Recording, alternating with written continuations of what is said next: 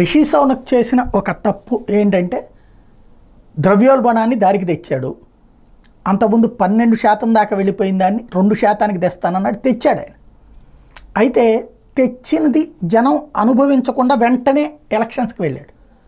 అది లేబర్ పార్టీకి ఫెచ్చింగ్ అయింది. లేబర్ పార్టీ భారీ విజయం కాదు, ఓ రకంగా చెప్పాలంటే అది 50% ఓట్లు వస్తున్నది 36 దగ్గరే ఆగింది. ఇక్కడ వీళ్ళు దగ్గరలోనే ఉన్నారు. కాకపోతే సమస్యల్లో ఆయన చేసిన ఒక తప్పు తొందరపట్టు. వాస్తవంగా వచ్చే ఏడాది జనవరిలో ఎలక్షన్ జరగాలి. అప్పటిదాకా ఆగుంటే మళ్ళీ రిషి సౌనక్ ప్రధానమంత్రి అయి ఉండేవాడు. ఆ తొందరపాటు దెబ్బతీసింది. అయితే లేబర్ పార్టీ పవర్లోకి వస్తే ఏం జరుగుతుందని భావించారో అదే జరుగుతుంది. ఇప్పటికే వివిధ చోట్ల మత ఘర్షణల తరహా అనడానికి లేదు కానీ దాడులు జరుగుతూ ఉన్నాయి, విధ్వంసాలు జరుగుతున్నాయి. నార్థన్ ఇంగ్లాండ్ టౌన్లో పెద్ద ఎత్తున విధ్వంసాలు జరుగుతూ ఉన్నాయి. అది ఒకవైపు.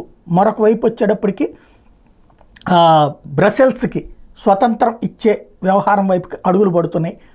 అలాగే 1000 మంది ఖైదీలని విడిచిపెట్టారు. దాంతో ఇప్పుడు విపరీతమైనటువంటి ఇన్సిడెంట్స్ జరుగుతున్నాయి.